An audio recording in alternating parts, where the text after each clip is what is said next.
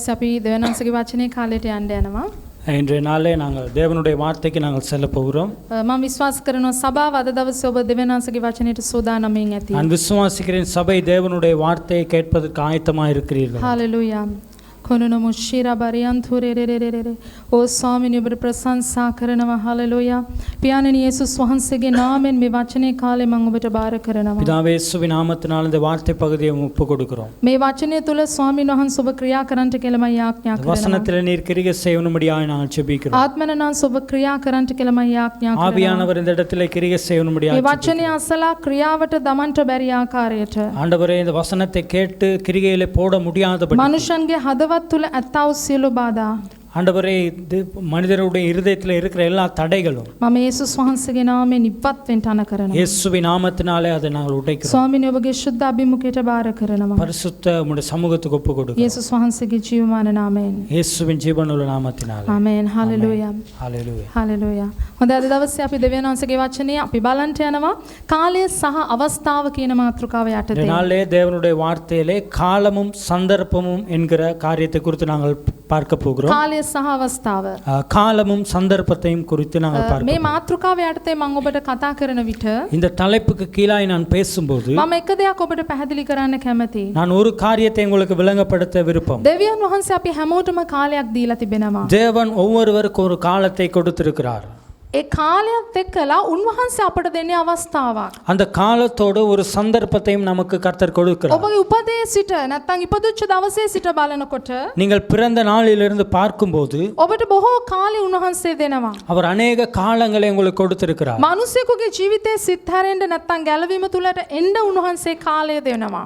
மனிதன் மனம் திரும்பி ரட்சிப்புக்கு வருவதற்கு ஒரு காலத்தை கொடுக்கிறார். දෙවියන් වහන්සේගේ ප්‍රේමය ඔබට පෙන්වන පිණිස උන්වහන්සේ කාලය දෙනවා. தேவனுடைய அன்பை காட்டும்படியாக உங்களுக்கு ஒரு காலத்தை கொடுக்கிறார். අද දවසේ මේ මාතෘකාව යටතේ මම බලන්ට යනවා. இன்றைய நாள் இந்த தலைப்பு கூட நான் பார்க்க போவது මේ කාලය සහ අවස්ථාව ඔබ කොයි ආකාරයකද පාවිච්චි இந்த කරන්නේ? காலத்தையும் சந்தர்ப்பத்தையும் எந்த விதமாக நீங்கள் பாவிக்க போகிறீர்கள். කාලයත් එක්කලා ඔබට ලැබෙන අවස්ථාව ඔබට ආශිර්වාදයක් වෙන්න යන්නේ කොහොමද? காலத்தோடு உங்களுக்கு கிடைக்கிற அந்த சந்தர்ப்பம் எப்படி உங்களுக்கு ஆசீர்வாதமாய் மாறப்போகிறது. ඔබ පෙරල ගන්න එලිදරව් පොතේ දෙවෙනි පරිච්ඡේදයේ நீங்கள் எடுத்துக்கொள்ளுங்கள் வெளிப்படுத்தல் 2ஆம் அதிகாரம் 20 21 22 පද අපි මුලින් බලමු. 20 21 22 வசனத்தை நாமும் பார்ப்போம். නමුත් නුඹට විරුද්ධව මේ කාරණය මට ඇත්තේය. එනම් තමාම අනාගත වත්‍රයක් යැයි කියන්නා වූ ඉස්ත්‍රී වන යෂබෙල්ට නුඹ අවකාශය දෙන්නෙහිය. ඈවනාහි වෛශ්‍යාකම් කරන්ටද දේවතා රූපවලට පූජා කළ දේ කන්ටද මාගේ මෙහෙකරුවන් මුලා කරන්නීය. උගන්වා මුලා කරන්නීය. පශ්චත්තාප වෙන්ට ඈට කල් දුනිමි. නමුත් ඈ තමාගේ වෛශ්‍යාකම ගැන පශ්චත්තාප වෙන්ට නොකැමැත්තීය. බලව ඈ යහනකට හෙළමි. ඈ සමග කාම මිත්‍යාචාරය කරන්නෝ ඈගේ ක්‍රියා ගැන පශ්චත්තාප නොවෙත් නම් ඔවුන්ද මහත් පීඩාවකට හෙළමි. ஆகிலும் உன் பேரிலே எனக்கு குறையுண்டு. என்னவெனில் தன்னை தீர்க்கதரிசி என்று சொல்லுகிற யெசபேல் எனும் தீர்க்கதரிசியானவள் என்னுடைய ஊழியக்காரர் வேசித்தனம் பண்ணவும் விக்கிரகங்களுக்கு படைத்தவைகளை புசிக்கவும் அவர்களுக்கு போதித்து அவர்களை வஞ்சிக்கும்படி நீ அவளுக்கு இடம் கொடுக்கிறாய். அவள் மனம் திரும்பும்படியாய் அவளுக்கு தவணை கொடுத்தேன். தன் வேசித்தன மார்க்கத்தை விட்டு மனம் திரும்ப அவளுக்கு விருப்பமில்லை. இதோ நான் அவளை கட்டில் கிடையாக்கி அவளுடனே விபசாரம் செய்தவர்கள் தங்களுடைய கிரியைகளை விட்டு மனம் திரும்பாவிட்டால் அவர்களையும் மிகுந்த உபத்திரவத்தில் தள்ளி. හරි. දැන් බලන්න මේ ස්ථානයේ එලිදරව් පොතේ කතා කරනවා දෙවියන් වහන්සේ අපට දෙන්නා වූ කාලය ගැන. இந்த வெளிப்படுத்தல் புத்தகத்திலே தேவன் நமக்கு கொடுக்கப்பட்ட காலத்தை குறித்து பேசுகிறார். මේ පදේ කියන්න කලින් මම ඔබට විස්තර කරන්න කැමතියි. පරණ කිවිසුම කාලය ගත්තා නම් இந்த வார்த்தையை வாசிப்பதற்கு முன்பதாக நான் உங்களுக்கு விளங்கப்படுத்த விருப்பம் பழைய ஏற்பாட்டிலே සමහර අවස්ථාවල දෙවියන් වහන්සේ උන්වහන්සේගේ දඬුවමට එහෙමත් නැත්නම් උන්වහන්සේගේ උදහසට උන්වහන්සේ ප්‍රමාද වුණේ නැහැ.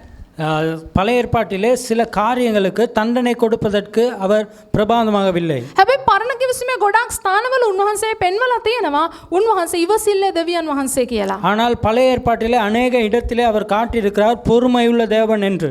ඉතින් මේ කරුණාවේ කාලය ගත්තනම් මේ කාලය තුල දෙවියන් වහන්සේ කරුණාව උදෙසාත් උන්වහන්සේ ඉවසනු ලබනවා. ஆனால் இந்த கிருபையின் காலத்தை எடுத்துக்கொண்டால் கிருபைக்காக அவர் மிகவும் அமைதியாக இருக்கிறார். දෙවියන් වහන්සේ මනුෂ්‍යව මවලා பிதா தேவனை படைத்து ඔහුට ජීවත් වන පිණිස කාලය තෝරා ගන්න පිණිස උන්වහන්සේ මේ ඉර සඳ තාරකා මවනවා. அவர் காலங்களை ஏற்படுத்தும்படியாக சூரியனை சந்திரனை படைக்கிறார். ඔබ දන්නවා ආත්මික ලෝකයට එම කාලය වළංගු වෙන්නේ නැහැ. කියන්නේ ආත්මික ලෝකයට මේ ඉර සඳ තාරකා යටතේ තියෙන කාලය ඇතුළත් වෙන්නේ නැහැ. ஆவிக்குரிய வாழ்க்கையிலே இந்த சூரியனும் சந்திரனும் அதற்கு ஒத்து போவதில்லை. නමුත් අපි මේ පොළවේ තවම ජීවත් වන නිසා අපි මේ ජීවත් වන කාලය අපි මේ පැය 24ට එහෙමත් නැත්නම් මේ ඉර සඳ තාරකා වලට අපි ඒ කාලයට යටත්ව සිටිනවා. ஆனால் இந்த பூமியிலே நாங்கள் வாழ்கிறபடியினால் இந்த 24 மணித்தியாலத்துக்கும் சூரியனுக்கும் சந்திரனுக்கும் இருக்கிற அந்த மணித்தியாலத்துக்குள்ளே நாங்கள் இடைப்பட்டவர்களாக இருக்கிறோம். ඔබ දැනගත යුතු එළිදරව් වීම තමයි ඔබ මේ කාලය යටතේ ක්‍රියා කරන පුද්ගලයෙක් වෙන්න ඕන. நீங்கள் இதிலே வெளிப்பாடை பெற்றுக்கொள்ள வேண்டும். இந்த காலத்துக்குள்ளே நீங்கள் கிரியை செய்கிறவர்களாக இருக்கிறீர்கள். මේ දෙවියන් වහන්සේ දුන්නු කාලය ඒත් එක්කම උන්වහන්සේකට දෙනවා අවස්ථාවක්. ඒ කාලය සහ අවස්ථාව ගැන ඔබ හරි පැහැදිලි අවබෝධයකින් ඉන්න ඕන. இந்த காலத்தோடு தேவன் உங்களுக்கு கொடுக்கிற காலமும் சந்தர்ப்பத்தையும் குறித்து நீங்கள் மிகவும் கவனமாக இருக்க வேண்டும். සමහර මිනිසුන්ට හරියන්න කාලයක් යනවා. சில மனிதர்களுக்கு சரியாக காரியங்கள் ஏற்படும் காலம் வரும். ඒ පුද්ගලයා හරියට හැඩ ගැහිලා එයා කරන දේ සාර්ථක කරගන්න සමහර විට කාලයක් යනවා. அவர் செய்கிற காரியங்கள் வெற்றி பெறுவதற்கு சில காலங்கள் வரும். ඒ වගේම වැරදි මාර්ගයේ ගමන් කරන පුද්ගලයෙක් නම් ඒ පුද්ගලයාට වරදින්නත් කාලයක් යනවා. ஆனால் பிழையான பாதையில் செல்லுகிற மனிதனுக்கு பிழைக்கிற ஒரு காலம் வரும். සමහර මිනිස්සුන්ගේ වැරද්ද ඉඳලා පසුතැවිලි වෙලා හැරෙන්න කාලයක් යනවා. சில மனிதர்கள் பிழையிலே வாழ்ந்து கொண்டு மனம் திரும்பி மறுபடியும் நல்ல வாழ்க்கைக்கு வருவதற்கு ஒரு காலம் வரும். මම කියන්න කැමති දෙවියන් වහන්සේට කලබලයක් එහෙමත් නැත්නම් හදිස්සියක් නැහැ. ஆனால் தேவனுக்கு எந்த ஒரு பதற்றமும் இல்லை. දෙවියන් වහන්සේට හදිස්සියක් නැහැ. அவருக்கு எந்த ஒரு பதற்றமும் இல்லை. හැබැයි ඒ වගේම තමයි සභාව ඔබ දැනගන්න ඕනේ දෙවියන් වහන්සේ පරක්කු වෙන්නෙත් නැහැ. அதே போல் தான் நீங்கள் சபை தெரிந்து கொள்ள வேண்டும். அவர் எப்பொழுதும் தாமதிப்பதில்லை. සමහර දේවල් දෙවියන් වහන්සේ සුදුසු කාලෙදී කරන්න උන්වහන්සේ නියම කරගෙන තිබෙනවා. சில காரியங்களை தேவன் சரியான காலத்துக்கு நேரத்துக்கு செய்வதற்கு நியமித்திருக்கிறார். ඔබ ඔබගේ අතුලාන්තයෙන් බයිබලයේ දෙස බැලුවා නම් කියන්නේ හදවත ඇරලා ඔබ බයිබලයේ දෙස බැලුවා නම් මේ කාලයේ තියෙන වැදගත්කම ඔබට දැනගන්න පුළුවන්. நீங்கள் உண்மைத்துவத்தோடு இந்த வேதத்தை நீங்கள் பார்க்கும்போது இந்த காலத்தில் உள்ள பெருமதியை நீங்கள் காண முடியும். දැන් මේ එළිදරව් පොතේ තියතීරා සභාවට දෙවියන් වහන්සේ කතා කරනවා. ஆனால் இந்த வெளிப்படுத்தல் புத்தகத்திலே கர்த்தர் பேசுகிறார். ඔව් තියතීරා සභාවට ඒ කියන්නේ ඔව් තියතීරා සභාවට දෙවියන් වහන්සේ කතා කරනවා. தியத்திலா சபையை குறித்து கர்த்தர் பேசுகிறார். නුඹගේ ප්‍රේමය, නුඹ ඉවසිල්ල, ප්‍රේමයේ ඉවසිල්ල ක්‍රියාව, ඇදහිල්ල ඒ දේවල් මම දකින මේවා හොඳයි. உம்முடைய அன்பு பொறுமை அந்த அப்படிப்பட்ட காரியங்களை நான் பார்க்கிறேன். ඔව් ඒ දේවල් හොඳයි. அது நல்ல காரியம். ඒ වගේම නුඹට විරුද්ධවත් යම් කිසි කාරණාවක් තිබෙනවා. ஆனால் உனக்கு விரோதமான ஒரு காரியங்கள் இருக்கிறது. නුඹ තමන්ම අනාගත වක්තෘ කෙනෙක් කියලා කියාගන්න යසබෙල්ට තීතිරා සභාව නුඹ ඉඩ දෙනවා. ஆனால் நீனே உன்னை தீர்க்கதரிசி என்று சொல்லிக்கொண்டு எசபேலுடைய சபைக்கு விரோதமாய் காரியங்களை செய்கிறார். දැන් මේ යසබෙල්ගේ නම කියපු ගමන් සමහර ඇදහිලිවන්තයෝ බයයි. எசபேல் என்கிற அந்த பெயரை சொல்லும்போது சில விசுவாசிகள் பயப்படுகிறார்கள். සමහර පාලකවරු ඇදහිලිවන්තයන්ව බය කරලා තියෙනවා. சில போதகர்கள் விசுவாசிகளை பயமுறுத்தி සමහර வைத்திருக்கிறார்கள். විට මේ යසබෙල් කියනා වූ ස්ත්‍රියගේ චරිතය කැරක්ටර් එක ගන්නකොට ඇය පිටිපස්සේ ක්‍රියාත්මක වෙච්ච ආත්මය ගැන හරියට කාටවත් අවබෝධයක් නැහැ. இந்த எசபேலை குறித்து பேசும்போது அந்த எசபேலுக்குள்ளே கிரிகை செய்த ஆவியை குறித்ததான விளக்கம் யாருக்குமே இல்லை. මේ ස්ථානයේ දෙවියන් වහන්සේගේ දූතය නැත්නම් යේසුස් වහන්සේගේ දූතයා කියනවා නුඹේ හොඳ දේවල් තිබෙනවා. හැබැයි උඹට විරුද්ධව තියෙනවා මෙන්න මේ ස්ත්‍රියගේ ආත්මයට නුඹ ඉඩ දෙනවා. இந்த இடத்துல இயேசுனுடைய தூதனாமன் சொல்லுகிறான், உனக்கு ஒரு நல்ல காரியங்கள் இருக்கிறது, ஆனால் உனக்கு பின்பதாக ஒரு பிழையான ஆவி கிரிகை செய்கிறது என்று. දැන් මම ඔබට කියන්න කැමති කිසිම ආත්මයකට ගෑනු පිරිමි ભેදයක් නැහැ. எந்த ஒரு ஆவிக்கும் ஆணோ பெண்ணோ என்கிற பிரிவினை இல்லை. අශුද්ධ ආත්මවලට ලිංග ભેදයක් නැත්නම් ගැහැණු පිරිමි ભેදයක් නැහැ. அசுத்த ஆவிக்கு ஆணோ பெண்ணோ என்கிற பிரிவினை இல்லை. හැබැයි සමහර අය කියනවා අනේ සිස්ටර් නැත්නම් අනේ බ්‍රදර් මම දැක්කා මේ රෑ හීනෙන් කුණ්ඩේ කඩාගත්ත ගෑණියෙක් මගේ ළඟට ආවා. சிலர் சொல்லுவார்கள், இரவிலே முடியை உடைத்து கொண்டு ஒரு பெண் வந்தாள். එහෙම නැත්නම් මම රාත්‍රියේ ගමන් කරනකොට උස මිනිහෙක්ව මම දැක්කා. அப்படி இல்லாவிட்டால் நான் இரவிலே பயணம் செல்லும்போது உயர்ந்த மனிதன் ஒருவனை கண்டேன். සමහර ගෑනු පැරණු පිරිමි ස්වභාවය තියලා අශුද්ධ ආත්ම දැකපු අය එක විස්තර කරනවා. ஆணுடைய உருவத்தையும் பெண்ணுடைய உருவத்தையும் வைத்து சில ஆவிகளை பகுத்தறிவார்கள். හැබැයි අපි අශුද්ධ ආත්මයක ස්ත්‍රී පුරුෂ නැත්තම් ලිංග භේදය නෙවෙයි අපි බලන්න ඕන. ඒ ආත්මය තුල ක්‍රියා කරන්නා වූ ස්වභාවය. ஆனால் நாங்கள் இந்த அசுத்த ஆவி என்று போது ஆணும் பெண்ணும் என்று சொல்லக்கூடாது. அந்த ஆவியில் இருக்கிற சுபாவத்தை குறித்து நாங்கள் பார்க்க வேண்டும். මේ යෙසබෙල් කියන ස්ත්‍රිය ඉතා අලංකාර ස්ත්‍රියක්. இந்த எசபேல் என்கிற பெண் மிகவும் அழகான ஒரு பெண்.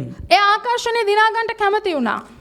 அவர் அழகை ஏற்றுக்கொள்ளக்கூடியதான ஒரு பெண்ணாய் ඒ කියන්නේ இருந்தார். එයා ඇට්‍රැක්ෂන් එක අවධානය එයා ගන්න සමත්. ඒ කියන්නේ අවධානය ගන්න එයාට පුළුවන්. என்னை குறித்து அனைவரும் பார்க்க வேண்டும் என்கிற அவள் ஆசைப்பட்டாள். හැබැයි මේ දේව වචනේ කියනවා ஆனால் தேவனுடைய வார்த்தை சொல்லுகிறது තමාම අනාගත වක්තෘ කෙනෙක් කියලා කියා ගන්නවා. தானே தன்னை தீர்க்கதரிசி என்று சொல்லிக் கொள்கிறார். ඇය කරපු ප්‍රධාන වැරදි දෙකක් මේ ස්ථානයේ කියනවා.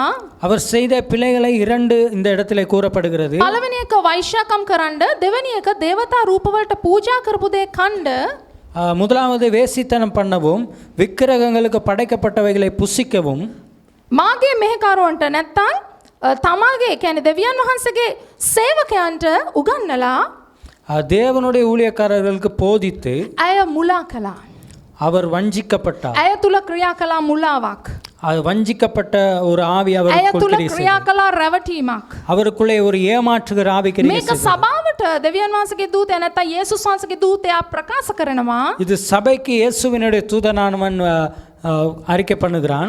මේ රැවටීම තුල ඉඳලා இந்த ஏமாற்றுதலுக்கூடாக මේ මුලාව තුල ඉඳලා இந்த வஞ்சகம் பண்ணுகிறதின் மூலம் මේ දෙවියන් වහන්සේට නමස්කාර කරන නැත්තම් උන්වහන්සේට පළවෙනි තැන දෙන ජීවිතේ இந்த தேவனுக்கு ஆராதனை செய்து அவருக்கு முதலிடம் கொடுக்கிற ஒரு வாழ்க்கை ඒක දේව සේවකයෝ නැත්තම් දෙවියන් වහන්සේ තුල ඉන්න අය වෙන පැත්තකට නැත්තම් වෙන දෙයකට දෙවියන් වහන්සේගේ තැන දෙන විදියට தேவனுக்கு ஊழியம் செய்கிறவர்கள் தேவனுக்கு கொடுக்க வேண்டிய அந்த ஸ்தானத்தை வேற ஸ்தானத்துக்கு கொடுக்கத்தக்க සභාව මුලා කරන මෙම ආත්මය இந்த சபையை ஏமாற்றுகிற அந்த ஆவி කා තුල ක්‍රියා කරනවද?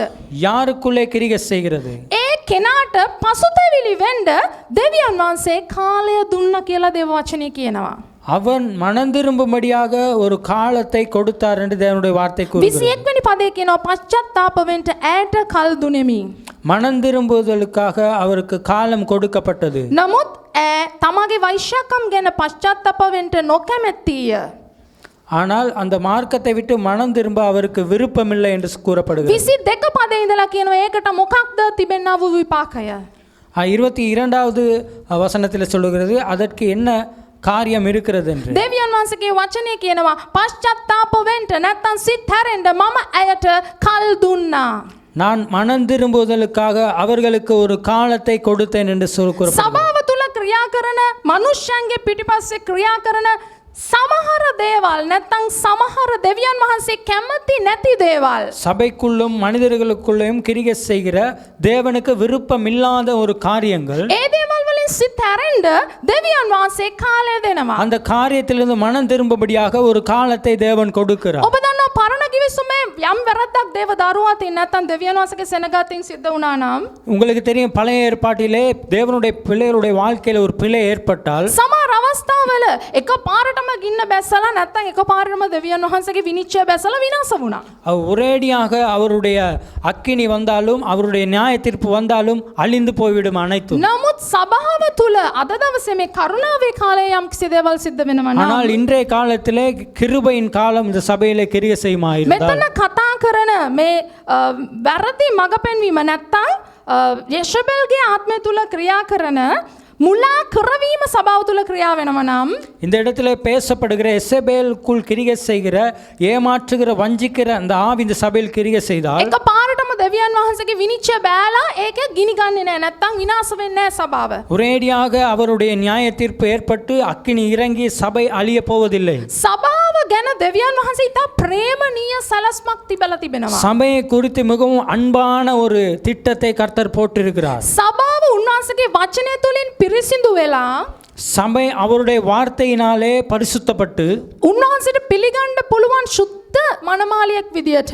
அவர் ஏற்றுக்கொள்ளுகிற பரிசுத்தமான ஒரு மனைவியாக ලබාගත් ගැලවීම තුල තියෙන පිරිසිදු භාවයත් එක්කලා நீங்கள் பெற்றுக்கொண்ட ரட்சிப்புக்குள்ளே இருக்கிற அந்த பரிசுத்தத்துக்கூடாக අපගේ ජීවිතයේ තුන්වහන්සේගේ වචනයට එකඟව ජීවත් වෙලා நம்மளுடைய வாழ்க்கையை தேவனுடைய வார்த்தைக்கு ஏற்ற வண்ணமாய் வாழ்ந்து ඒ පිරිසිදු භාවය තුලම වචනේ පිරිසිදු භාවය තුලම ඔසවා ගන්න පිණිස அந்த தேவனுடைய வார்த்தையின் உள்ள பரிசுத்தத்தோடு நம்மளை உயர்த்தும்படியாக සමහර සාතන්ගේ අශුද්ධාත්මේ ක්‍රියාව තුල ඉඳලා சில பிசாசினுடைய அசுத்தமான காரியத்திலிருந்து සිතරෙන්ද නැත්තම් පශ්චාත්තාප වෙන්න දෙවියන් වහන්සේ කාලය දෙනවා. மனம் திரும்புவதற்காக தேவன் ஒரு காலத்தை கொடுக்கிறார். උන්වහන්සේ කාලයත් එක්ක අවස්ථාව දෙනවා. அந்த காலத்தோடு கூட ஒரு சந்தர்ப்பத்தை ஏற்படுத்துகிறார். දැන් සභාව ගත්තානම් இந்த சபையை எடுத்துக்கொண்டால் සභාවේ ඔගොල්ලන්ටත් මටත් சபை உங்களுக்கும் எனக்கும் දෙවියන් වහන්සේ කාලය සහ අවස්ථාව දීලා තිබෙනවා. தேவன் காலத்தையும் ஒரு சந்தர்ப்பத்தையும் நமக்கு கொடுத்திருக்கிறார். ඒක පසුතැවිලි වෙන්න විතරක් නෙවෙයි. அது மனம் திரும்புவதற்கு மாத்திரமல்ல, නැත්තම් මේ වෙෂබෙල් තුල ක්‍රියා කළා ඕනේ සාතන්ගේ වංචාව මුලාව තුල ඉඳලා හැරෙන්න විතරක් නෙවෙයි. இந்த எசபேலுக்குள்ளே கிரியை செய்ய வஞ்சிக்கிற ஏமாற்றுகிற அந்த ஆவியிலிருந்து விடுதலை අය பண்ணுவதற்காக තුල மட்டுமல்ல. තියෙනවා දෙවියන් වහන්සේට පළවෙනි තැන දෙන්න නැතුව වැරදි නමස්කාරයට එහෙමත් නැත්තම් දෙවියන් වහන්සේට කැමති නැති දෙයට මනුෂ්‍ය හරවන ක්‍රියාවක්. எசபேலுக்குள்ளே இன்னொரு ஆவி கிரியை செய்தது தேவனுக்கு விருப்பமில்லாத காரியங்களை செய்யும்படியாய் தேவனுக்கு விரோதமாய் ஜனங்களை எழுப்புவதற்கான ஒரு ஆவி கிரியை செய்தது. ඉතින් මෙවැනි ක්‍රියා තුල ඉඳලා සභාව එළියට එන පිණිසුන් වහන්සේ කාලය දෙනවා. இப்படிப்பட்ட காரியத்திலிருந்து சபை வெளியே வரும்படியாக ஒரு காலத்தை தேவன் கொடுக்கிறார். ඔබ යෂබෙල්ගේ කාරණා ඔබ බයිබලය තුල කියවලා බලනවා නම් எசபேலுடைய காரியங்களை நீங்கள் வேதத்திலே வாசித்து අය பார்ப்பீர்களானால் බොහෝ දේව සේවකයෝ නැත්තම් අනාගත වක්තෘවරු අය මැරුවා. அநேக ஊழியக்காரர்களையும் தீர்க்கதரிசிகளையும் அந்த எசபேல் கொலை செய்தாள். දෙවියන් වහන්සේට කැමති නැති බොරු අනාගත වක්තෘ නැත්තම් දෙවියන් වහන්සේගේ නොවන වැරදි රූප නමස්කාරීන අනාගත වක්තෘ අය බොහෝ පිරිසක් තියාගෙන ඒ අයව පෝෂණය කළා. அது மாத்திரமல்ல, தேவனுக்கு விரோதமாக இருக்கிற தீர்க்கதரிசிகளையும் விக்கிரக ஆராதனை செய்கிற போதகர்களையும் அவர் அதிகமாய் வளர்த்து அவர் பின்னே வைத்து கொண்டார். මෙම ආත්මයට අවශ්‍යතාවය තිබෙනවා. இந்த ஆவிக்கு ஒரு அவசியம் இருக்கிறது. ඔබ තුල ඉන්න සේවකයව නොමග යවන්න. உங்களுக்குள் இருக்கிற அந்த ஊழியக்காரனை இல்லாமல் பண்ணுவது. ඔබ තුල ඉන්න දෙවියන් වහන්සේගේ දාසයව නොමග යවන්න. உங்களுக்குள் இருக்கிற தேவனுடைய தாசனை இல்லாமல் பண்ணுவது. ඔබ දෙවියන් වහන්සේට කියලා දෙන කාලය සහ ඒ හදවත ජීවිතය වෙන පැත්තකට හරවන්න. நீங்கள் உங்களுடைய வாழ்க்கையில் இருக்கிற தேவனுக்கு கொடுக்கிற அந்த இருதயத்தையும் காலத்தையும் மற்ற பக்கத்துக்கு திருப்புவதற்கு. සමහර වෙලාවට දේව දරුවෝ දන්නේ නැහැ අපි දෙවියන් වහන්සේට දෙන දේ වෙන පැත්තකට හරවලා යවනවා නම් சில சந்தர்ப்பங்களிலே தேவனுடைய பிள்ளைகளுக்கு தேவனுக்கு கொடுக்க வேண்டிய நேரத்தை மற்ற நேரங்களுக்கு கொடுப்போமா இருந்தால் සමහරට මේක අශුද්ධාත්මික ක්‍රියාවක් කියලා උන් දන්නේ නැහැ. இது பிசாசனுடைய கிரிகை என்று அவர்களுக்கு தெரியாமல் இருக்கிறது. සමහර වෙලාවට මනුෂ්‍යගේ මානසික තත්වය නිසා මේ දේවල් සිද්ධ වෙන අවස්ථාවක් තියෙනවා. ஆனால் மாம்ச காரியத்தினாலே மனிதனுடைய வாழ்க்கையில் இப்படி காரியங்கள் ஏற்படும்.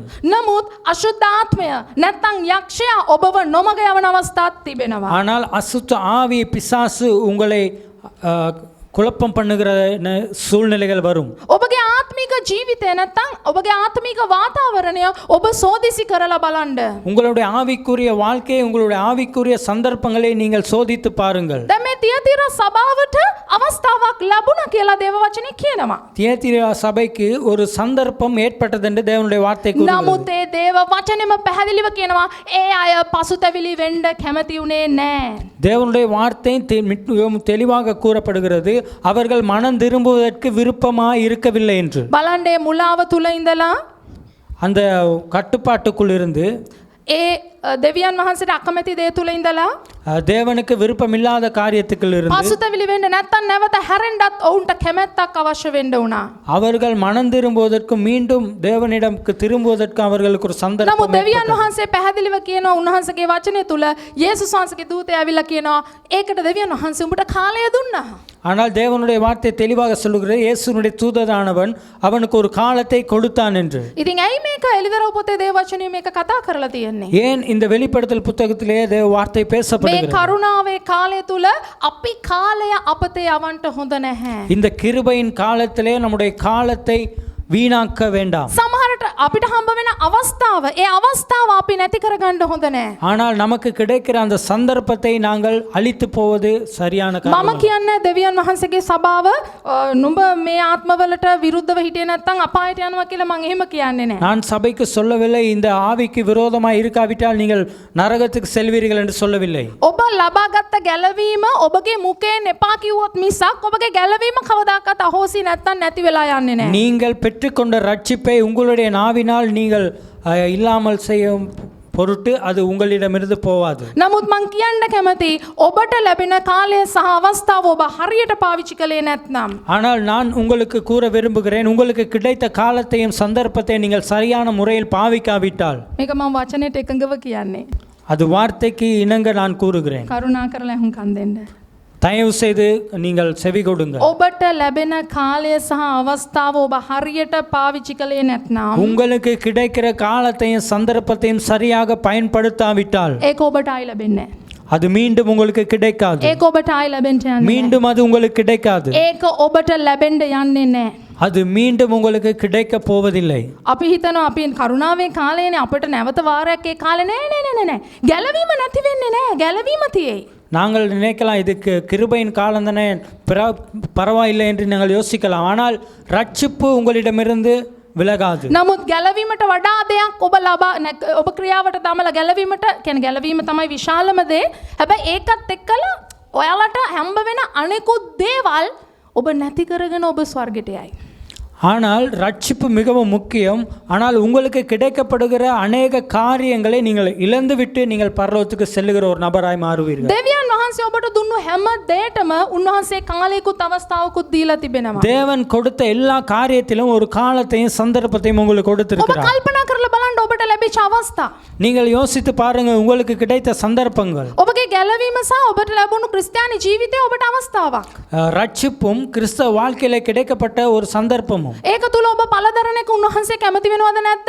அந்த காரியத்துக்குள்ளே பலனை எதிர்பார்க்கிறதுக்கு தேவன் விருப்பமாக ඒ இருக்கிறாரா? ගැලවීමේ ජීවිතය තුල ඔබ ඒ කාලය හරියට පාවිච්චි කළ යුතුයි. இந்த ரட்சிப்பின் காலத்திலே அந்த சந்தர்ப்பத்தை சரியாக நீர் பயன்படுத்த ඒ வேண்டும். වගේම ඔබට ලැබිච්ච පවුල හොඳ අවස්ථාවක්. ஆனால் உங்களுக்கு கிடைத்த ஒரு குடும்பம் ஒரு நல்ல ஒரு சந்தர்ப்பம். ඒ පවුල තුල ඔබ කොහොමද ඒ කාලය පාවිච්චි කරන්න அந்த යන්නේ? குடும்பத்துக்குள்ளே உங்களுடைய காலத்தை எப்படி நீங்கள் பயன்படுத்த ඒ போகிறீர்கள்? පවුල තුල ඔබ වර්ධනය කරගන්න යන දේවල් මොනවද? அந்த குடும்பத்திலே என்ன காரியத்தை நீங்கள் வளர்ச்சி அடைய செய்கிறீர்கள்? ඔබ පවුල් ජීවිතය තුල කළ යුතු දේවල් කරන්නේ නැතුව நீங்கள் குடும்ப வாழ்க்கையிலே செய்ய வேண்டியதை செய்யாமல் ඔබේ අවස්ථාව තුල ලැබිච්ච කාලය ඔබ අපත යවාගෙන යනවා නම් அந்த சந்தர்ப்பத்திலே கிடைக்கப்பட்ட அந்த காலத்தை நீங்கள் அழித்து போடுவீர்களானால், දෙවියන් වහන්සේ දුන්න කාලය ඔබ ඔහේ පාවිච්චි කරගෙන යනවා නම් தேவன் கொடுத்த இந்த காலத்தை நீங்கள் ஏனோ தானோ என்று பயன்படுத்தினால், ඔබට ප්‍රතිඵල අරගෙන උන්වහන්සේ ඉදිරියට යන්න තියෙන අවස්ථාව ඔබ නැති කරගත්තා.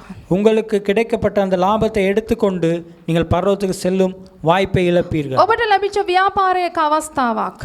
உங்களுக்கு கிடைத்த ஒரு வியாபாரம், ஒரு சந்தர்ப்பம், දෙවියන් වහන්සේ දුන්නු අවස්ථාවක්. தேவன் கொடுத்த ஒரு சந்தர்ப்பம், ඔබට දුන්නු එහෙම නැත්නම් රැකියාව දෙවියන් වහන්සේ දුන්නු අවස්ථාවක්. உங்களுக்கு கொடுக்கப்பட்ட தொழில் தேவன் கொடுத்த ஒரு சந்தர்ப்பம். ඒ රැකියාව තුල නැත්නම් ව්‍යාපාරය තුල ඔබ සඵලවත් මිනිසෙක් විදියට ඒ කාලය හොඳට පාවිච්චි කරන්න ඕනේ. அந்த தொழிலுக்கூடாகவும் அந்த வியாபாரத்துக்கூடாக ஒரு நல்ல மனிதனாக அந்த காலத்தை நீங்கள் பயன்படுத்த ඔබ வேண்டும். ආර්ථික ආශිර්වාදයෙන් දේව රාජ්‍ය ගොඩනගන්න ඔබ තීරණය කරන්න ඕනේ. நீங்கள் ஆசீர்வாதமான வாழ்க்கையை தேவனுடைய ராஜ்யத்தை கட்டி எழுப்ப நீங்க ஒரு தீர்மானம் எடுக்க ඔබ வேண்டும். ඔබගේ දසෙන් කොටස සහ සම්මාදෙන් දමෙන් දෙවියන් වහන්සේට අවංක වෙන්න ඔබ තීරණය කරන්න ඕන. நீங்கள் உங்களுடைய தசமபாகத்தை கொடுப்பதிலே நீங்கள் உண்மைத்துவமாய் இருக்கிறதுக்கு ஒரு தீர்மானம் எடுக்க வேண்டும். ඔබට හම්බ වෙච්ච ආර්ථික ආශිර්වාදය නැමැති අවස්ථාවෙන් நீங்கள் உங்களுக்கு கிடைக்கப்பட்ட பொருளாதார ஆசீர்வாதத்திலே கிடைக்கிற சந்தர்ப்பம், ඔබ ඒ කාලය හරියට ඔබ පාවිච්චි කළා නම් அந்த காலத்தை நீங்கள் சரியாய் பயன்படுத்தினால் ඔබට ඒකට අදාළ ප්‍රතිඵල එන්න යනවා.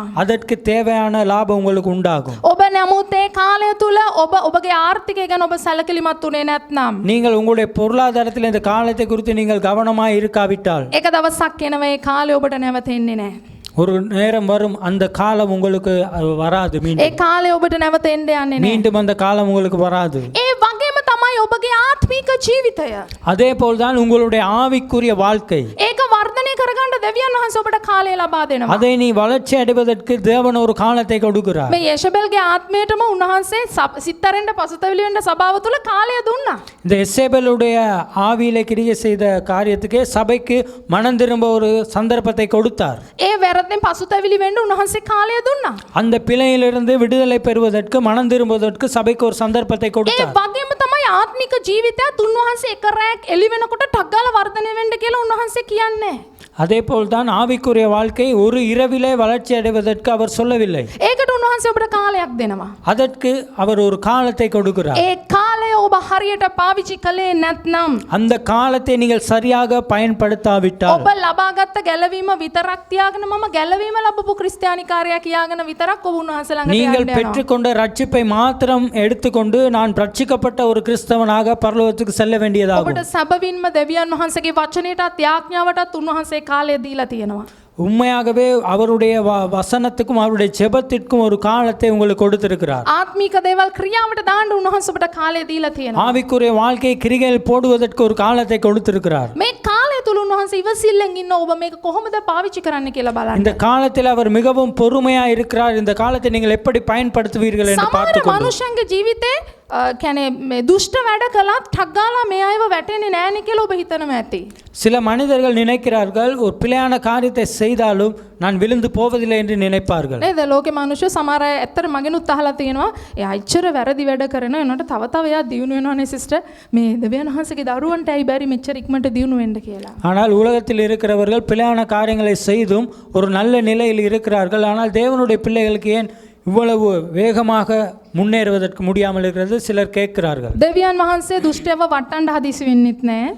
அவர் பிழையான நபரை வீழ்த்துவதற்கு அவர் அவசரப்படுவதில்லை. බලාත්කාරයෙන් දෙවියන් වහන්සේගේ දරුවන්ව ආශිර්වාද කරන්න උන්වහන්සේ මහන්සි වෙන්නෙත් නැහැ. கட்டாயப்படுத்தி தேவனுடைய பிள்ளைகளை ஆசீர்வதிப்பதற்காகவும் அவர் ඒ ஆயத்தப்படுவதில்லை. කියන්නේ බලාත්කාරයෙන්. දැන් ඔයා මේ බ්‍රදර් නෙවෙයි මේ බ්‍රදර් ආශිර්වාදය. දැන් සමහර සහෝදරයෙක් හරි සහෝදරයෙක් හරි ඉන්නවා කියමුකෝ.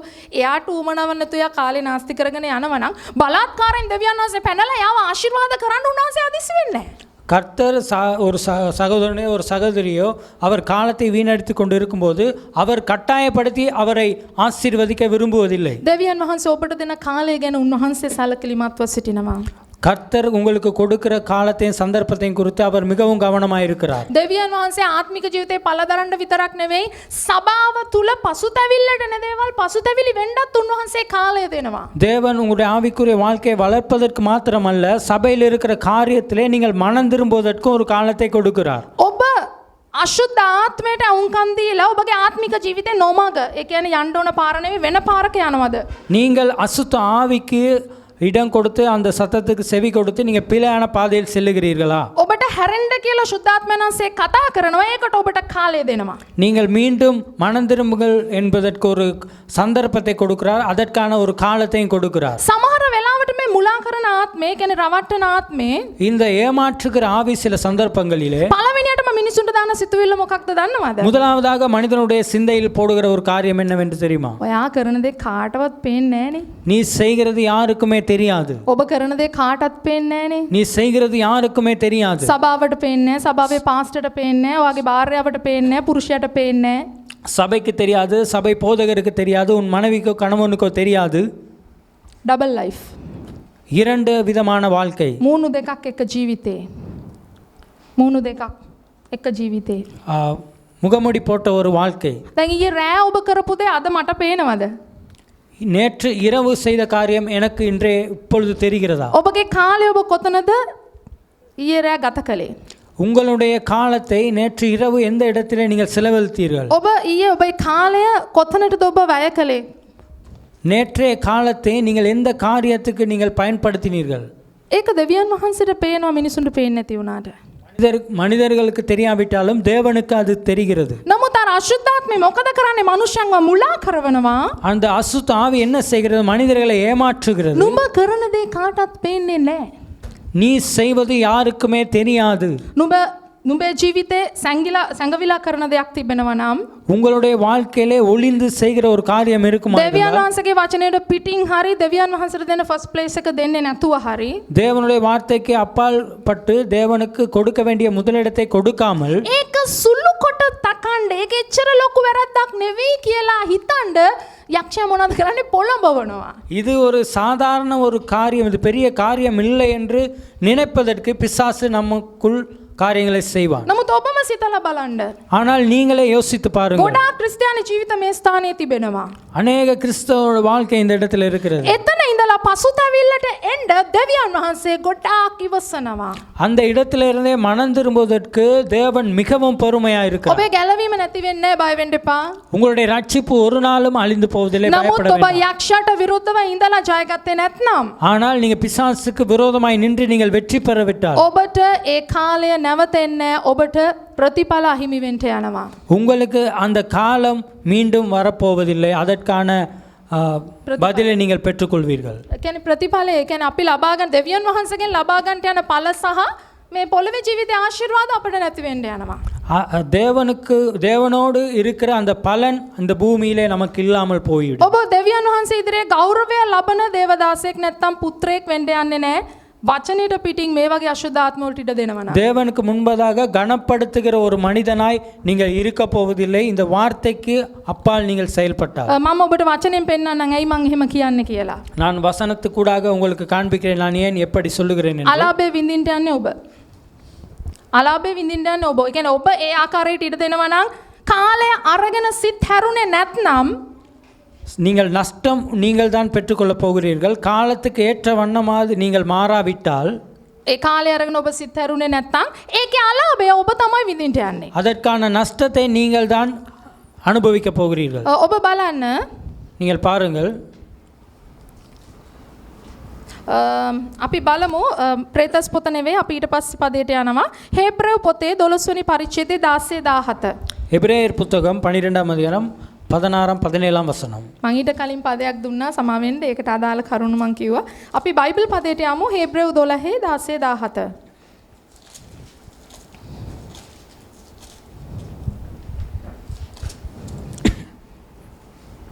වෛශ්‍යාකම් කරන්නෙක්වත් කෑම ටිකකට තමාගේ කුළුඳුල්කම වික්කා වූ ඒසව් මෙන් දේව අබත්තිකයෙක්වත් නොසිටින පිණිස බලාගනිල්ලා.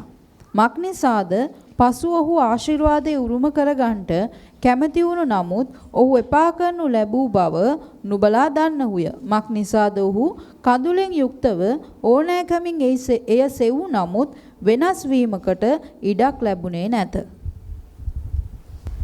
ஒருவனும் வேசிக்கல்லனாகவும் ஒருவேளை போஜனத்துக்காக தன் சேஷ்ட புத்திர பாகத்தை விட்டு போட்ட ஏசாவைப் போல சீர்கெட்டவனாகவும் இராதபடிக்கு எச்சரிக்கையாயிருங்கள்.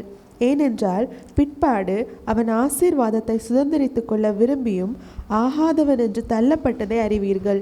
அவன் கண்ணீர் விட்டு கவலையோடு தேடியும் மனமாறுதலை காணாமற் போனான். දැන් මොකද මේ ස්ථානයේ කියන්නේ හේබ්‍රෙව් පොත අලුත් ගිවිසුමේ පොතක් මේ ස්ථානයේ වැදගත් කාරණාවක් ඔබට කියා දෙනවා. இந்த இடத்துல என்ன கூறப்படுகிறது? எபிரேய புத்தகம் புதிய ஏற்பாட்டில் உள்ள புத்தகம். இதிலே மிகவும் ஒரு முக்கியமான ஒரு காரியம் கற்றுக் கொடுக்கப்படுகிறது. ඒසව්ගේ ජීවිතේ එයාට ලැබිච්ච අවස්ථාව ගැන එයා හරියට තේරුම් අරගෙන හිටියේ නෑ. ஏசாவுக்கு கிடைத்த அவருடைய வாழ்க்கையில கிடைத்த காலத்தையும் சந்தர்ப்பத்தையும் குறித்து அவன் சரியாக புரிந்திருக்கவில்லை. දැන් අද ඔබට සභාවේ ඉඳගෙන ඉන්න මෙතන අවස්ථාවක් තියෙනවා.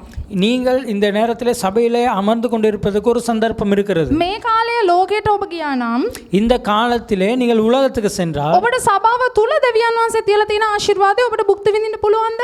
சபைக்குள்ளே தேவன் உங்களுக்கு வைத்திருக்கிற ஆசீர்வாதத்தை உங்களுக்கு அனுபவிக்க முடியுமா? ඔබට සභාව තුල නැත්නම් ක්‍රිස්තුස් වහන්සේගේ ශරීරය තුල පළ දරන්න උන්වහන්සේ කාලය සහ අවස්ථාව දීලා තිබෙනවා. கிறிஸ்துவனுடைய சரீரத்திலே நீங்கள் பலன் கொடுப்பதற்காக காலத்தையும் சந்தர்ப்பத்தையும் கொடுத்திருக்கிறார். අද ඔබ සුභාරංචිය කතා කරලා එක ආත්මයක් ඔබ දෙවියන් වහන්සේ තුලට අරගෙන ආවේ නැත්නම් ඒ කාලය ඔබට නැවත එයිද? இன்றைய நாளிலே நீங்கள் சுவிசேஷம் சொல்லி ஒரு ஆத்மாவை கொண்டு வராவிட்டால் அந்த காலம் மீண்டும் கிடைக்குமா கிடைக்காதா? පෞද්ගලිකව අපගේ කාරණා උදෙසා දෙවියන් වහන්සේ අපට කාලය දීලා තිබෙනවා. தனிப்பட்ட ரீதியிலே நமக்கு ஒரு காலத்தையும் சந்தர்ப்பத்தையும் கொடுத்திருக்கிறார். දෙවියන් වහන්සේගේ රාජ්‍ය උදෙසා පළදරන්නත් උන්වහන්සේ අපට කාලය දීලා තියෙනවා. தேவனுடைய ராஜ்யத்திலே நாம் பலன் கொடுக்கும்படியாக ஒரு காலத்தையும் சந்தர்ப்பத்தையும் கொடுக்கிறார். ඔබට ලැබිච්ච දේව දරුකම ඔබ මොකක්ද කියන එක දැනගෙන ඉන්න ඕන. உங்களுக்கு கிடைக்கப்பட்ட அந்த தேவ புத்திரன் எதற்காக என்று நீங்கள் தெரிந்திருக்க வேண்டும். ඒ ලැබිච්ච දේව දරුකමේ අවස්ථාවට ඒ කාලය ඔබ හරියට පාවිච්චි කරන්න ඕන. நீங்கள் உங்களுக்கு கிடைக்கப்பட்ட தேவனுடைய புத்திரன் என்ற அந்த காரியத்திலே காலத்தை சரியாக பயன்படுத்த வேண்டும். ඒසව්ට ලැබුණු තත්වය ඒ වගේ නෙවෙයි. ஏசாவுக்கு கிடைக்கப்பட்ட காலம் அப்படிப்பட்டதல்ல. ඔබට තිබ්බ තත්ත්වයට වඩා අඩු තත්ත්වය තමයි ඒසාවට පරණ ගිවිසුමේ තිබුණේ. உங்களுக்கு கிடைக்கப்பட்ட காரியத்தை பார்க்கிலும் குறைவான ஒரு காரியம்தான் ஏசாவுக்கு கிடைக்கப்பட்டது. නමුත් ඒ කාලේ පවා කුළුඳුල්කම කියලා කියනකොට ඒකේ තිබුණා වූ ආශිර්වාද බොහෝමයක් තිබුණා. அந்த காலத்திலிருந்தே சேஷ்ட புத்திர பாகம் என்கிறதுக்கான ஆசீர்வாதம் அநேகம் இருந்தது. එයා මොකද මේ මාංශික බඩගින්න වැඩි කමට ඒසාව மாம்சத்திலே இருக்கிற அந்த பசிக்கு තමන්ගේ කුළුඳුල්කම සහෝදරයට වික්කා. அந்த சேஷ்ட புத்திர பாகத்தை தன்னுடைய சகோதரனுக்கு விற்று போட்டான். ඒසාව රැවටිච්ච තැන එතන නෙවෙයිද සභාව? ஏசா அந்த இடத்தில்தான் அவன் ஏமாற்றப்பட்டான் என்று தெரியும். ඒසාව රැවටිච්ච තැන එතන නෙවෙයිද? ஏசா ஏமாற்றப்பட்ட இடம் அந்த இடமா? අනේ ඒ දේවල් වලට වැඩිය දැන් මට මේ තියෙන අවශ්‍යතාවය බඩගින්න ඊට වැඩිය වැඩිනේ ලොකුයිනේ කියලා එයා හිතුවා. அந்த இடத்திலே இதை பார்க்கிலும் எனக்கு இந்த நேரத்தில் கிடைக்கிற அந்த பசி எனக்கு மிகவும் முக்கியம் என்று யோசித்தான். ඔහුට ලැබිච්ච වැදගත් අවස්ථාව ඔහු පාවලා දුන්න කැඳ ටිකට. அவனுக்கு கிடைத்த மிகவும் ஒரு நல்ல ஒரு சந்தர்ப்பத்தை அவன் பசிக்காக விற்று போட்டான். ඔහුගේ අවස්ථාව ඔහු හරියට පාවිච්චි කරන්නේ නැතුව அவனுடைய காலத்தை அவன் சரியாக பயன்படுத்தாமல் වැරදි දෙයට ඉඩ දීලා பிழையான காரியத்துக்கு இடம் கொடுத்து පස්සේ මෙතන කියනවා කඳුලෙන් යුක්තව අඬ ආශිර්වාදය සෙව්වත් ඔහුට ඒක ලැබුණේ නැහැ.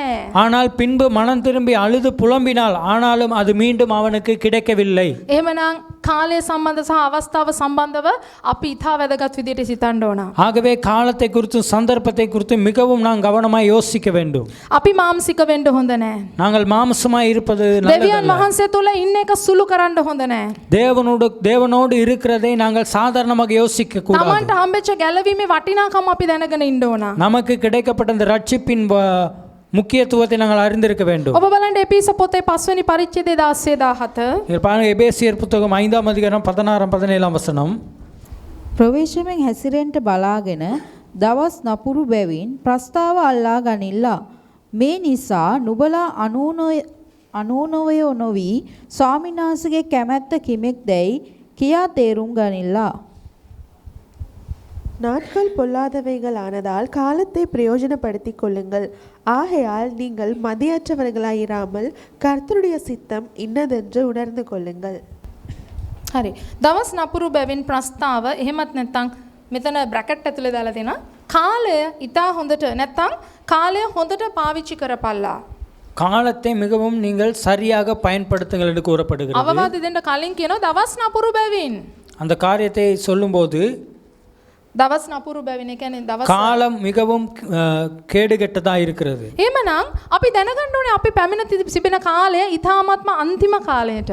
நாங்கள் தெரிந்து கொள்ள வேண்டும், இப்போது இருக்கிற காலம் மிகவும் கடைசி காலமாக இருக்கிறது. මේ කාලය තුල ඔබටත් මටත් ලැබුණා වූ අවස්ථාව අපි හරියට පාවිච්චි කරන්න ඕන. இந்த காலத்துக்குள்ளே உங்களுக்கும் எனக்கும் கிடைத்த சந்தர்ப்பத்தை சரியாக நாங்கள் பயன்படுத்திக் கொள்ள අපි வேண்டும். අවස්ථාව අල්ලගෙන දෙවියන් වහන්සේගේ කැමැත්ත අපි සොයන්න ඕන. நாங்கள் இந்த சந்தர்ப்பத்தை பிடித்துக்கொண்டு தேவனுடைய விருப்பத்தை நாங்கள் தேட வேண்டும். ඔබ අවස්ථාව වන ඔබ ආශිර්වාදයෙන් ඉන්න. சந்தர்ப்பத்திலே நீங்கள் ஒரு ஆசீர்வாதமாக இருங்கள். ඔබ හොඳින් ජීවත් වෙන්න. நீங்கள் நன்றாக வாழ்ந்து கொள்ளுங்கள். නමුත් ඔබට ලැබිච්ච කාලය ඔබ හරියට පාවිච්චි කරන්න. ஆனால் உங்களுக்கு கிடைத்த காலத்தை சரியாக நீங்கள் பயன்படுத்துங்கள். ඔබ දන්නවද මාක් 1:15 මොනවද කියන්නේ කියලා? බලන්න මාක් மார்க் 1:15 1:15 என்ன சொல்லுகிறது உங்களுக்கு தெரியுமா? කාලය සම්පූර්ණ විය දෙවියන් වහන්සේගේ රාජ්‍ය සමීපය පසුතැවිලි වී සුභාරංචි අදහා ගනිල්ලා යයි කීසේක. காலம் நிறைவேறிற்று, தேவனுடைய ராஜ்யம் சமீபமாயிற்று, மனம் திரும்பி சுவிசேஷத்தை விசுவாசியுங்கள் හරි. என்றார். දැන් බලන්න පසුතැවිලි වෙලා දෙවියන් වහන්සේගේ රාජ්‍ය තුල උන්වහන්සේව අදහා ගන්න කියලා මෙතන දේවයන් වහන්සේගේ වචනේ කියනවා. இந்த இடத்துல கூறப்படுகிறது, மனம் திரும்பி தேவனுடைய ராஜ்யத்தின் சுவிசேஷத்தை விசுவாசிங்கள் என்று சொல்லப்படுகிறது. මාක් සුභාරංචිය වෙනකොටම කතා කරනවා කාලය සම්පූර්ණයි. ஆனால் இந்த சுவிசேஷத்தை சொல்லும் போது காலம் முடிந்தது, காலம் நிறைவேறிற்றது என்று தேவனுடைய வசனம் කාලය கூறுகிறது. සම්පූර්ණයි. காலம் நிறைவேறிற்றது. දැන් කාලය සම්පූර්ණයි කියනකොට ඔබට තේරෙන්න ඕන මේ කාලය යටතේ අපි ඉන්නවා නම් ඒකට ගැළපෙන විදිහට නැත්නම් ඒකට හරියන විදිහට අපේ අවස්ථාව අපි පාවිච්චි කරන්න காலம் ඕන. நிறைவேறிற்றது என்று நீங்க சொல்லும்போது இந்த காலத்துக்குள்ளே நாங்கள் இருக்க வேண்டுமா இருந்தால் இந்த காலத்துக்கு ஏற்ற காரியத்தை செய்வதற்கு மிகவும் நாங்கள் கவனமாக இருக்க வேண்டும். අර මම මුලින් කතා කළේ බොහෝ අය රැවටීම තුල මුලාව තුල ඉන්නවා කියලා. நான் முன்னதாக பேசினேன், அநேகர் ஏமாற்றத்துக்குள்ளே இருக்கிறார்கள் என்று. දැන් දෙවියන් වහන්සේ කාලය ගැන ඔබට කතා කරනවා. தேவன் காலத்தை குறித்து உங்களோடு பேசுகிறார். ආත්මික ලෝකයේ කාලය ගැන උන්වහන්සේ දකිනවා.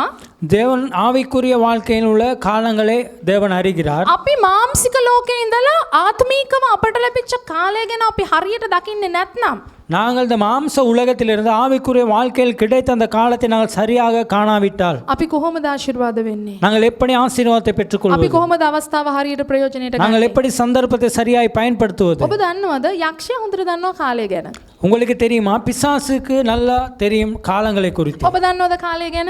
உங்களுக்கு தெரியுமா காலத்தை குறித்து? ඔබට ලැබිච්ච මේ කාලය තුල ඔබ මොනවද කරන්න ඕනේ කියලා ඔබ දන්නවද? உங்களுக்கு கிடைத்த அந்த காலத்திலே நீங்கள் என்ன செய்ய வேண்டும் உங்களுக்கு தெரியுமா? ඔබ ජීවත් වෙන ජීවිතේ ඉඳලා සිත් අරෙන්න ඕනේ කොතනින්ද කියලා ඔබ දන්නවද? நீங்கள் வாழ்கிற வாழ்க்கையிலிருந்து எந்த இடத்திலே மனம் திரும்ப வேண்டும் என்று உங்களுக்கு தெரியுமா? ඔබ ඒ වගේම දෙවියන් වහන්සේගේ වචනය තුල පළ දරන්න ඕනේ කොහොමද කියලා ඔබ දන්නවද මේ தேவனுடைய කාලේ? வார்த்தைக்கு ஊடாக நீங்கள் தேவனுடைய ராஜ்யத்துக்குள் எப்படி பலன் கொடுக்கிறவர்களாக இருக்க வேண்டும் என்று தெரியுமா? නමුත් දේව දරුවන්ගේ ජීවිතයේ ඒ ආශිර්වාදය භුක්ති විඳින්න පළ දරන්න විරුද්ධව සාතන් උගේ කාලය උන් හොඳට පාවිච්චි කරනවා.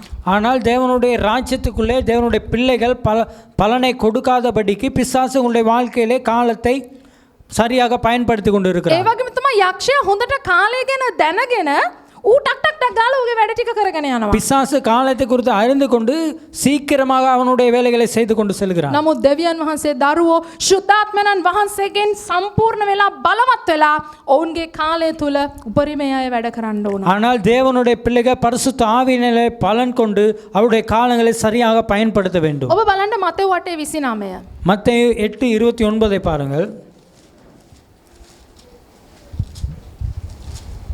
බලව ඔහු මොරගසමින් දෙවියන් වහන්සේගේ පුත්‍රයාණනි ඔබට අපෙන් කම මොකද්ද?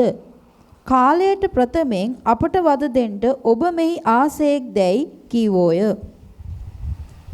அவர்கள் அவரை நோக்கி, இயேசுவே, தேவனுடைய குமாரனே, எங்களுக்கும் உமக்கும் என்ன? காலம் வரும் முன்னே எங்களை வேதனைப்படுத்தவா இங்கு வந்தீரோ என்று கூப்பிட்டார்கள். හරි. ඒත් එකම පෙරලන්නේ එලිදරව් 12:12. வெளிப்படுத்தல் 12ஆம் அதிகாரம் 12ஆம் வசனத்தை வாசிப்போம்.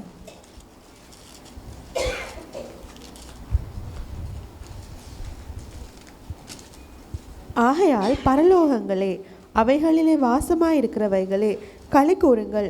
பூமியிலும் சமுத்திரத்திலும் குடியிருக்கிறவர்களே, ஐயோ, பிசாசானவன் தனக்கு கொஞ்ச காலம் மாத்திரம் உண்டென்று அறிந்து மிகுந்த கோபம் கொண்டு உங்களிடத்தில் இறங்கினபடியினாலே உங்களுக்கு ஆபத்து வரும் என்று சொல்ல கேட்டேன்.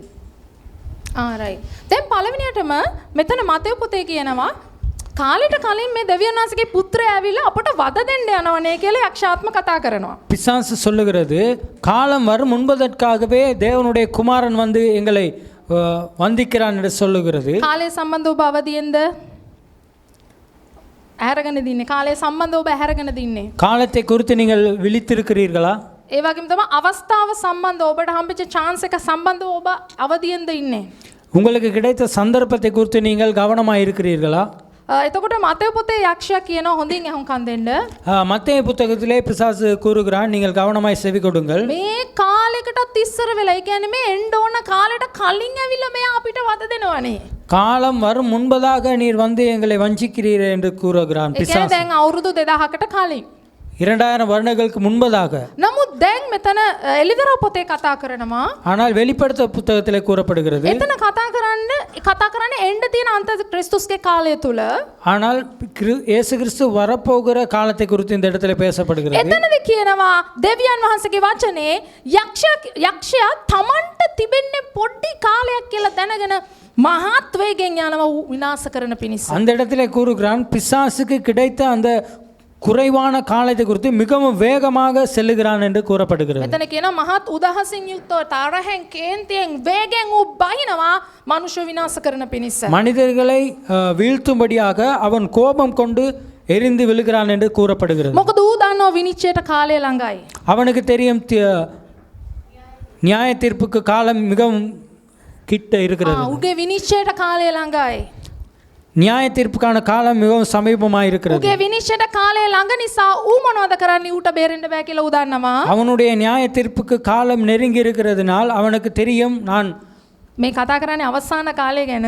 நான் இதை குறித்து பேசுகிறேன் கடைசி காலத்தை குறித்து. නමුත් අද පවා යක්ෂයා ටක් ටක් ගාලා ක්‍රියාත්මක වෙනවා දෙවියන් වහන්සේගේ දරුවන්ගේ ජීවිත විනාශ කරන්න රවට්ටන්න ඌ කාලය ගැන දන්න නිසා. ஆனால் இப்பொழுதுமே பிசாசு மிகவும் சீக்கிரமாக விசுவாசிகளை வீழ்த்துகிறான் காலத்தை குறித்து அவன் அறிந்திருக்கிறபடியால். නමුත් ඔබ දෙවියන් වහන්සේගේ ආත්මයේ බලයෙන් පිරීලා ஆனால் நீங்கள் தேவனுடைய ஆவியிலே வல்லமையிலே நிறைந்தவர்களாய் මේ රැවටීමේ ආත්මයට ඔබ ඉඩ දෙන්නේ නැතිව இந்த ஏமாற்றுகிற ஆவிக்கு நீங்கள் இடம் கொடுக்காமல் දෙවියන් වහන්සේට ඔබගේ ජීවිතේ දෙන ස්ථානය වෙන කෙනෙකුට දෙන්නේ නැතිව தேவனுக்கு கொடுக்கிற அந்த நேரத்தையும் கனத்தையும் மற்ற காரியங்களுக்கு கொடுக்காமல் ඔබ කාලයට අනුව අවස්ථාව ප්‍රයෝජනයට ගන්නවා නම් நீங்கள் காலத்துக்கு ஏற்றவண்ணமாய் சந்தர்ப்பத்தை நீங்கள் பிரயோஜனப்படுத்திக் கொண்டால் ඔබ දෙවියන් වහන්සේ ඉදිරියේ ප්‍රතිඵල ලබා ගන්නට යනවා. நீங்கள் தேவனுக்கு முன்பதாக பலனை பெற்றுக்கொள்ள මොකද போகிறீர்கள். උන්වහන්සේ ඒක ඔබෙන් බලාපොරොත්තු වෙනවා. அதுதான் தேவன் உங்களிடத்தில் எதிர்பார்க்கிறார். අතර මම පදයක් ගත්ත අර තාලෙන්ත ගැන උපමාව நான் ஒரு